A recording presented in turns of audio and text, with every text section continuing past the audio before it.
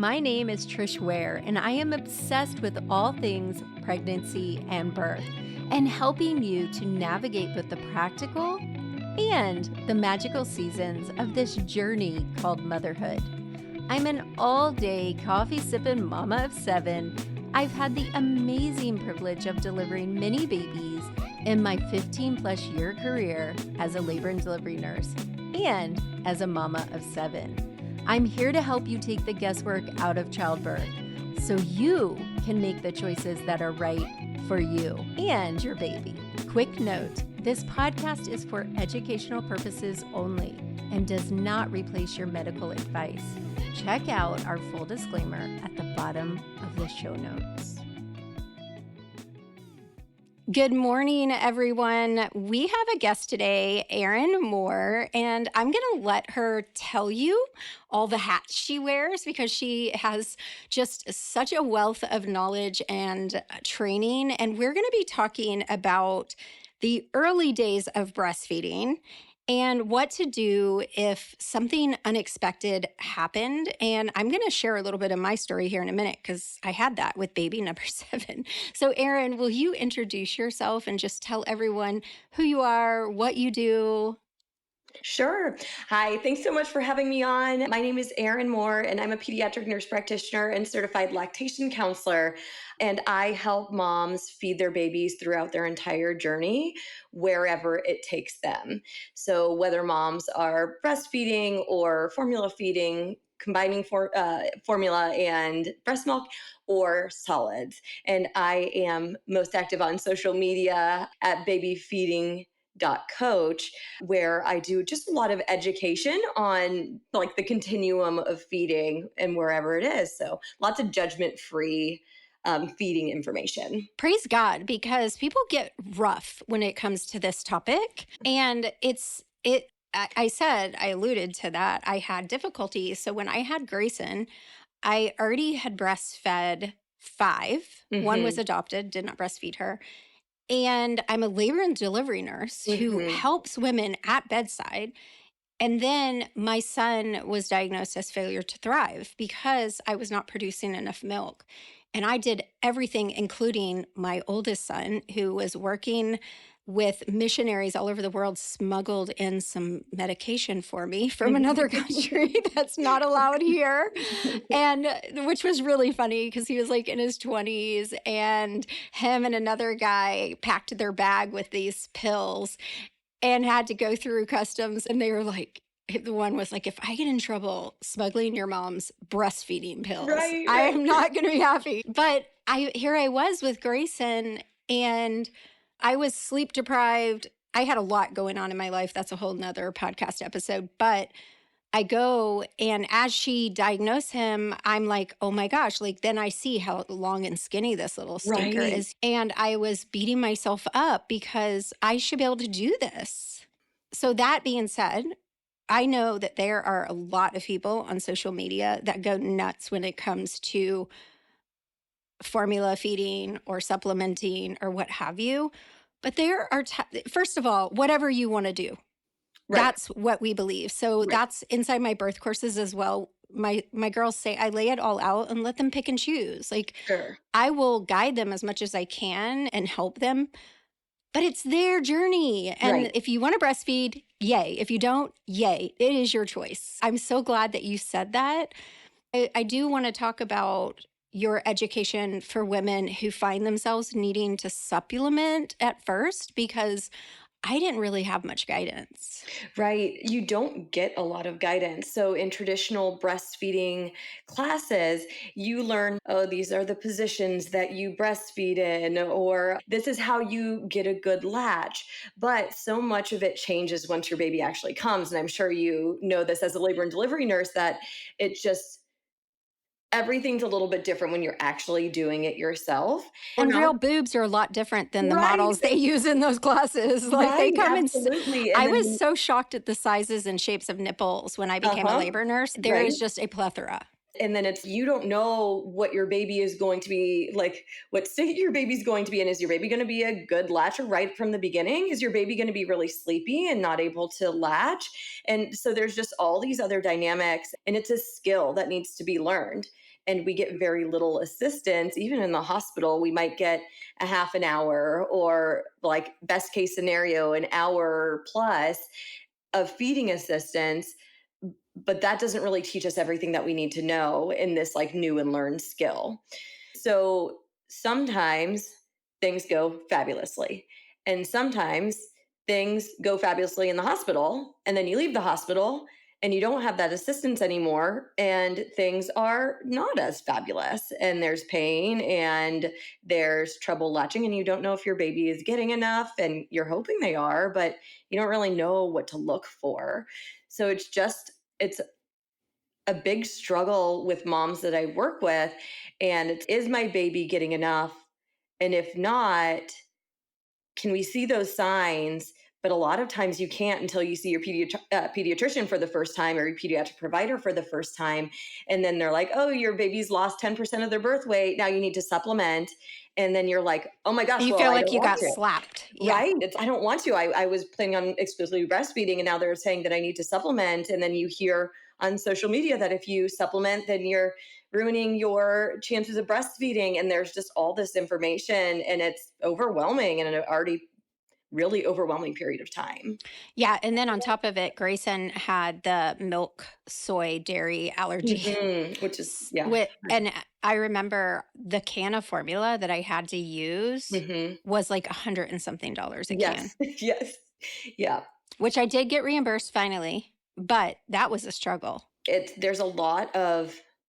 There's a lot that goes on with feeding that's aside from just breastfeeding, and then adding formula to it too, right? There are these things, and it can be very scary, and it's just a lot. It's a lot emotionally, and it's a lot of just figuring it out. Yeah. And truthfully, even mixing formula or handling formula or storing formula, all of that was so foreign to me. Hmm. And we didn't really teach that to our patients either, because most of the hospitals I've worked in are baby friendly, where you have Right. to have a doctor's order if Right. you give them formula, and it's just frowned upon. So, and postpartum nurses usually dealt with that anyway, not me.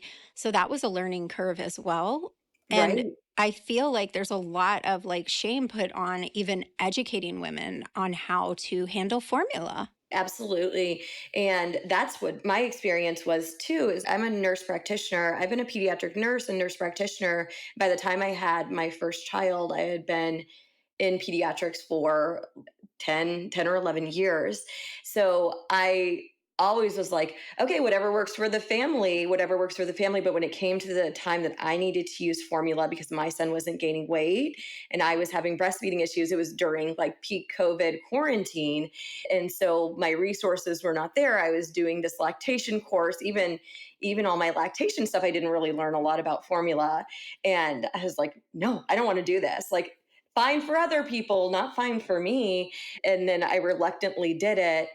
And I'm like, why isn't there more information about this? Why has nobody ever talked about combo feeding, even though all these moms in clinic that I work with are giving a little bit of breast milk and formula? Like, clearly people are doing it, but why does nobody talk about it?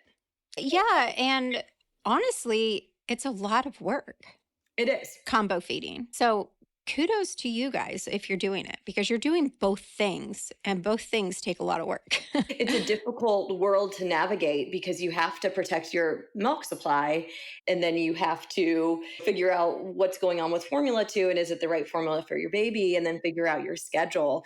But once you have it down, it felt really good, and it was surprising. Like, I was not expecting to feel the way that I did when I started formula. I expected that when I started it, I wasn't going to like using it. But once I did it, and I was actually seeing my baby grow and thrive, and knowing that it was best for my baby, that he was getting a little bit of formula, wow, that really changed everything, really.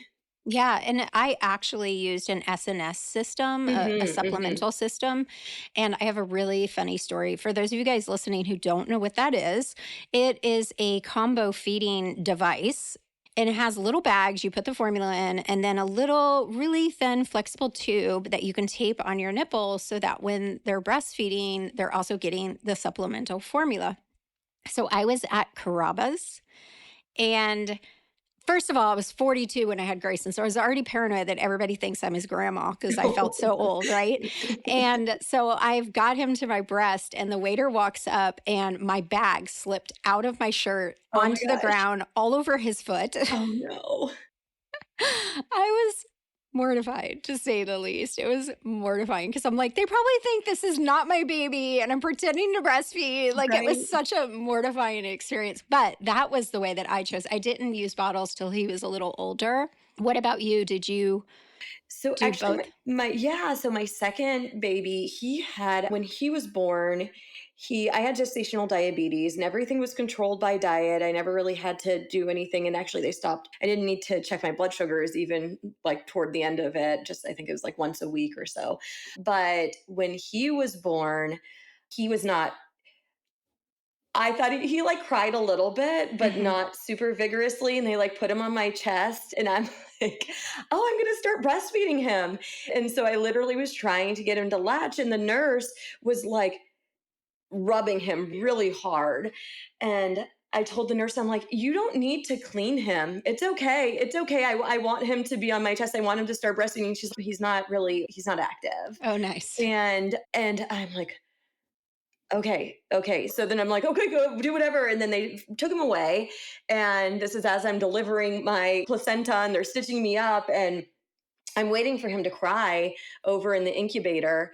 And they tested his blood sugar, and it was 17. So yeah, so his So he really went low. straight to the NICU. So he didn't actually. Oh, okay. I'm so surprised. Yeah. So it was 17. They gave him the glucose, and it ended up being 26 after that. And I literally yelled to the nurses, and I was like, go get formula. I want 20 milliliters of formula right now. And I don't know where 20 milliliters of formula came, but Sounds good to me. in my mind, I was like, Yeah. he needs something, and I want it to be 20 milliliters of formula. So maybe other people are like shaking in their boots over that. But in my brain, and as I was delivering the placenta, I was like, 20 milliliters of formula, stat. They fed him 20 milliliters of formula, and he ended up doing great. After that, he got it, and then his blood sugars were under control, and he got discharged at a typical time, never ended up in NICU. And so that was a long story long, but we were latching, breastfeeding, and then also offering bottles. But he had a lot of feeding issues unrelated to the gestational diabetes, unrelated to the blood sugars. He had a terrible tongue tie, Mm. and ended up needing feeding therapy for a couple months. Man, tongue ties. I have a client in my coaching program who is an expert, tongue tie expert. Hmm. And we connected because I swear 80% of my students in my membership, their babies have a tongue tie. Like, it's an epidemic. Yeah, and it's interesting because I am 36 years old, and I learned fairly recently, probably, I don't know, when I started doing lactation, so about 4 or 5 years ago, that I have a tongue tie. And I'm like, oh, I've it makes diagnosed my sense. husband. He's 45.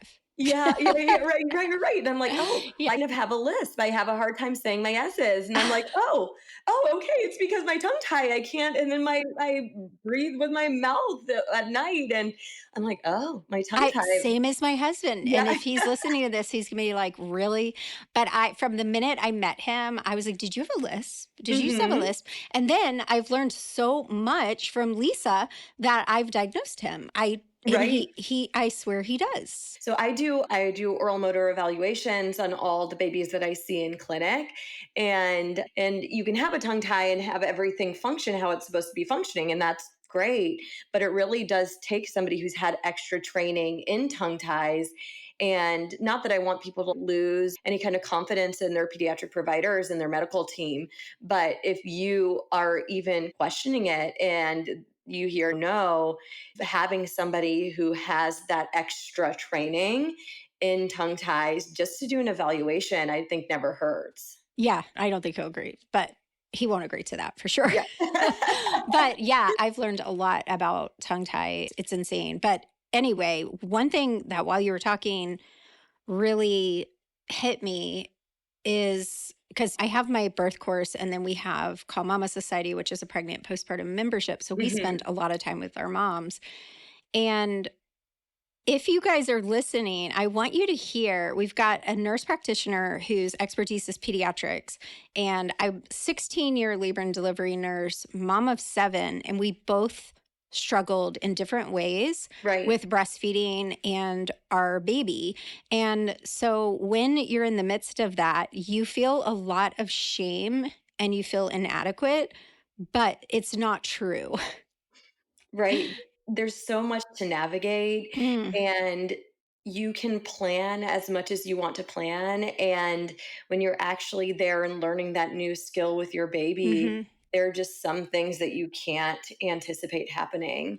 No, Like, but our society makes us think that it'll just come right, naturally. And it's so even your, natural. yeah, and even your bond and all the feelings. And when you see your newborn, you'll feel this, but not everybody experiences that. And I Right. just really want to normalize that your experience is yours. And I always compare birth to go into a foreign country, but so is parenting. And you would never think I could just land in Italy and I don't speak a lick of Italian or know the culture, but I'll be fine. No, you will Right. not be fine. I Right. use Italy because I did that 2 years ago. Mhm.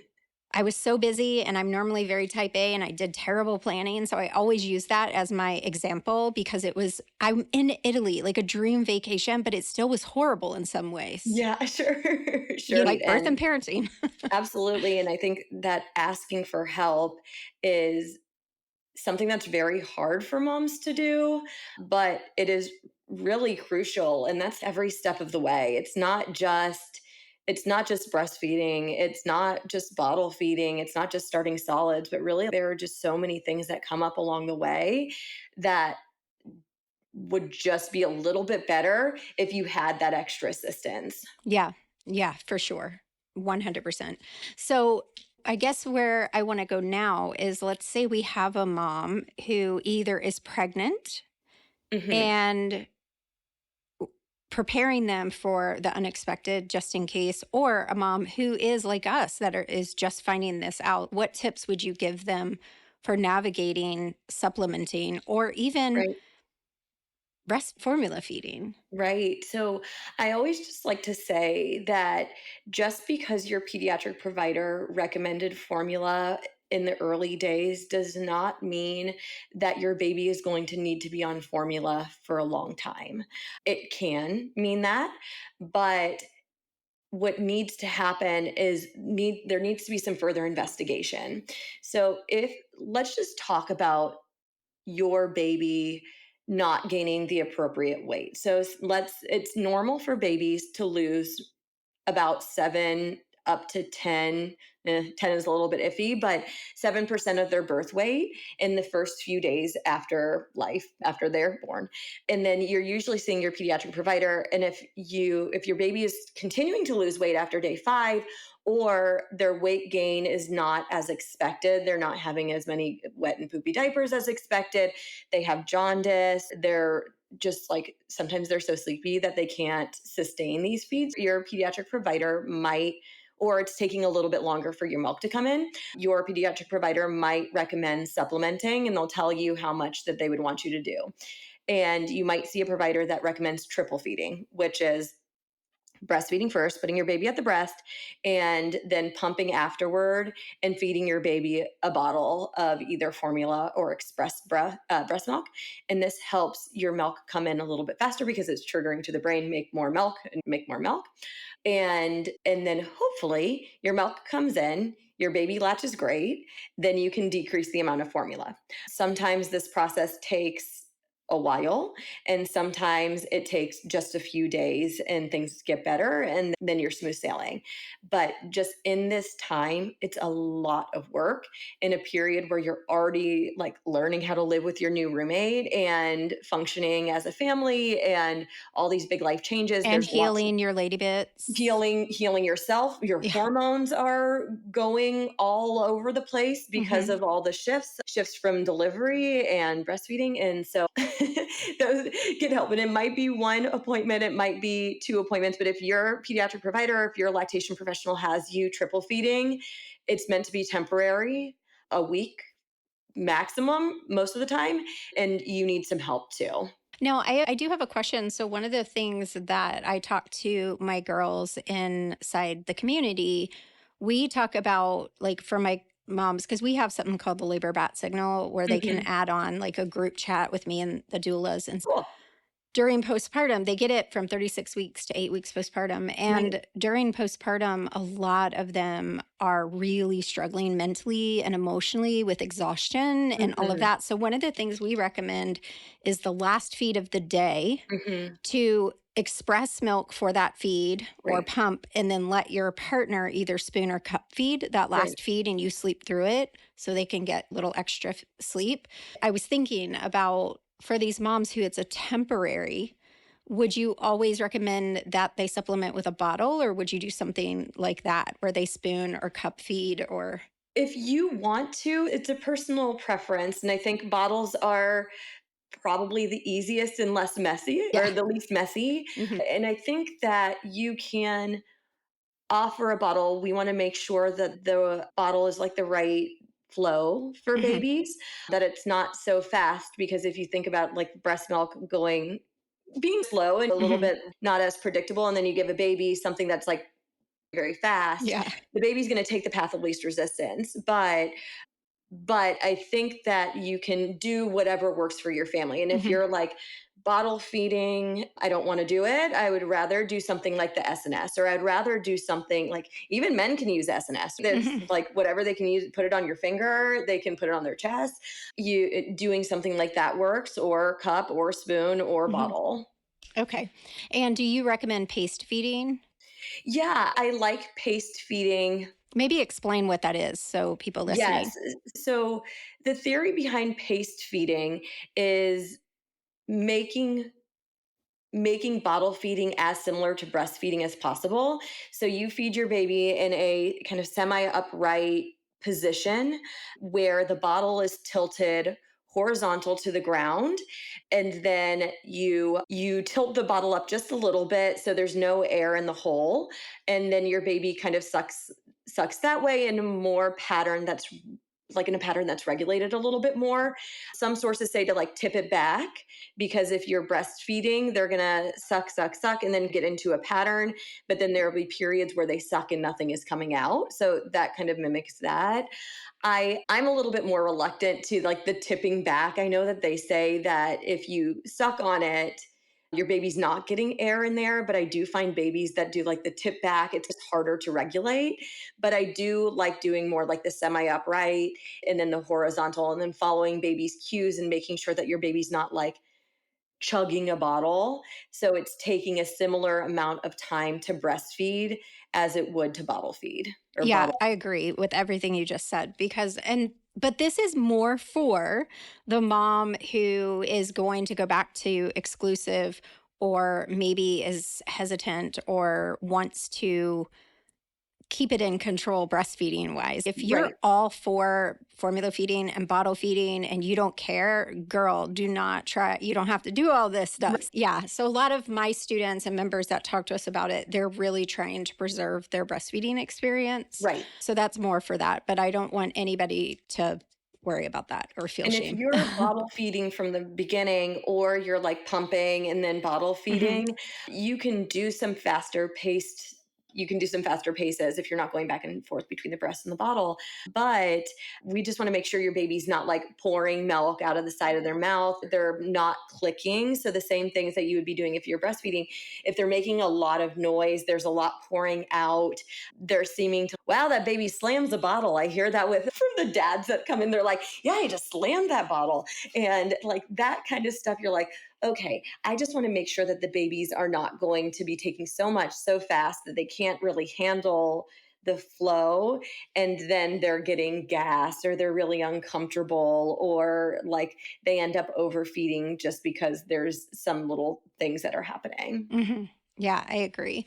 I guess the next thing I was gonna just talk because I'm interested. You also transition to helping parents like going to solids, correct? Mhm. So what is I want to hear like your recommendations or I'm very much in the ballpark of you do what feels comfortable to you. I think a lot of social media these days says that baby led weaning is the only option to feed your baby. There's a lot of scary stuff that happens that we see on social media. And then there's this promise that if you do baby led weaning, that your baby's not going to be picky. I think baby led weaning is a great way to get your baby to eat a variety of foods and flavors. And it can be easier for some families because if they're already cooking all their meals and they can just modify them for their babies and they feel confident in handling emergency, then sometimes it's really easy.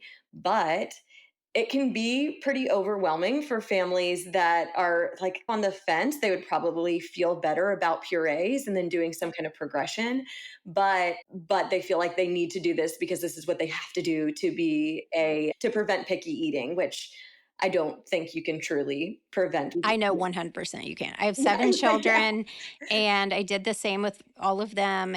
And I even have like Grayson, for instance, was not picky at all. And Mhm. now he's 9 and he's so picky. It came out of nowhere. I think a lot has to do with temperament, and we can do all the things and do everything right. Like I did that with my first where I'm like, okay, my baby has to have 100 foods before he's 1 and I'm keeping my list and I'm going to show everybody on social media that he did these things and then I'm going to do family meals XYZ and all these textures and flavors. Turns out he turned into a toddler and then he became particular about what he ate and I'm like, that's totally him, right? That's his personality. He's just a very particular toddler and now 4-year old. So there's a lot that's out of our control. So we can do the things, but ultimately we have to find what feels good for us in feeding our babies. And whether that's purees or whether that's baby led weaning, fine. And the other thing to note is that if what you choose to do is overwhelming you and stressing you out and you're Hmm. not enjoying it, it might not be the right path for you, no matter Right. what it is, from breastfeeding to solids to purees to whatever. And you can have a baby who's on pouches. There's a lot of different variety of pouches these days. It's not just like everything's applesauce based. There's a lot of different flavors and nutrients and you can do your own kind of puree progression until you feel more confident in that and then offer some small finger foods that can be easily mashed in the tongue and the roof of the mouth. And that's okay too. That's a great approach. Yeah, just So keeping it simple for you. just doing what feels good. And if that's buying all pouches and store bought purees, great. That's totally fine. And if that is home making every puree and controlling that and doing different textures and flavors, fine too. Or baby led weaning, that's fine also. Yeah, I love that. And then that's definitely mine too. I can't tell you how many of our moms like feel such guilt Hmm. when they just mental health wise cannot continue breastfeeding. Right. And I just hate that then they see the shame on social media. Right, right. I my big message is you are not failing. You no matter how your baby is fed, if your baby is fed, you are not failing. Like your baby's going to thrive because they have parents that are loving them and they have parents that are going to give them opportunities. You're going to teach them and push them and help them thrive. So, yes, it feels really not great if you plan on it going one way and it goes a different way. And there's a lot of guilt and there's a lot of shame. But if your baby's fed and you love your baby, that's really what your baby needs. Yeah. And if you even say fed is best online, you're going to get reamed out. Right. And I really hate it because the message is you're important too. And it's their choice like that. And Right. I breastfed all of mine, and that was my Mhm. choice. And sometimes you get the choice, sometimes the choice is made for you. What I hope for every single parent and every dyad is that if breastfeeding is your goal, I hope you get the support you need so you can accomplish your goal. If your method of feeding your baby, like you said, is your constant source of anxiety or constant source of like depression, or you can't function in your daily life because you're so stressed about feeding, or you can't enjoy your newborn or your baby, then something needs to change. And then getting support in that too. Yeah. And I put myself under, I look back now and I'm like, Trish, I wish I could go back to her and like, girl, it's okay. Mm-hmm, It's all mm-hmm. right. You're doing the best you can. Like, I just really beat myself up. And I Right. spent a lot of time anxious and overwhelmed instead of enjoying that time. And I see that all the time. Mm-hmm. Just all the time. And it makes me like, I'm sad that even if people want to formula feed or if they feel like it's best for their baby, okay, my baby, we've done all the things and my supply is not going up, or I'm triple feeding. So I talked to some moms who've been triple feeding for 6 months Mm-hmm. and they're like, this is, 6 months. I'm Oh my not God. exaggerating. Like people do it for a That's very, very long hard. time until, yeah, it just the expectations are so high and they're so hard. And I feel like maternal mental health is just as important as how a baby is fed. Oh, 100%. And what's so maddening, oh, I could just go off on this, is Right. then you see these moms who end up, they have like major postpartum psychosis or whatever, and really they needed to get help and maybe be on medication that's not conducive to breastfeeding for their safety and their family's safety, but they're shamed. There's so much that plays into that, and it needs to start with us just supporting one another. And yes, like you can lovingly say, hey, here's what I've done and here's how I've done it. And I can support you in that. But if that's not what you choose, then I'll support what you choose. Right, absolutely. And I think that finding providers who support that and don't push their own agenda or don't make comments about it. I hear a lot about people that talk to their pediatric providers or moms that talk to their pediatric providers and they're like, hey, I'm really suffering. Like I'm really having a hard time. And they're like, well, you got to assert breast is best.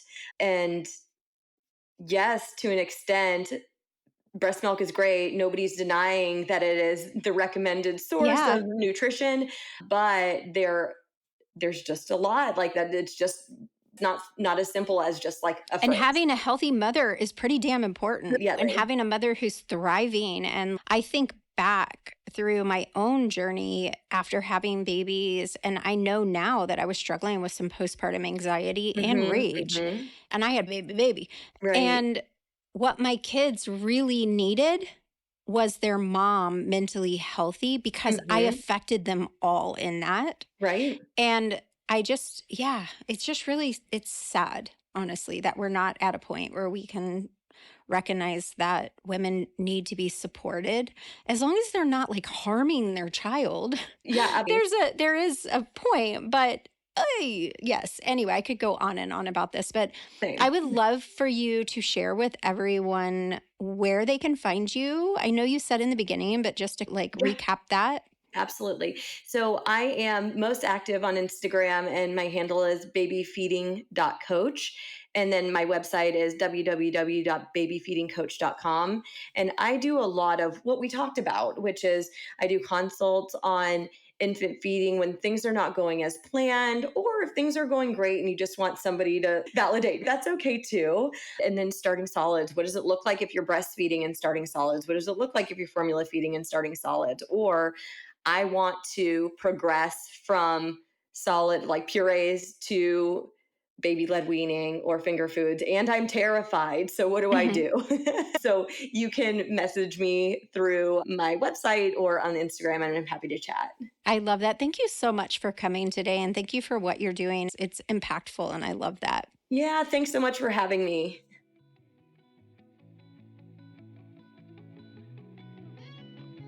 What a powerful podcast episode. I hope you guys hear us when we say this is your journey and you have every right to make the decision that works best for you. As always, hit subscribe, leave a review, and I'll see you again next Friday. Bye for now.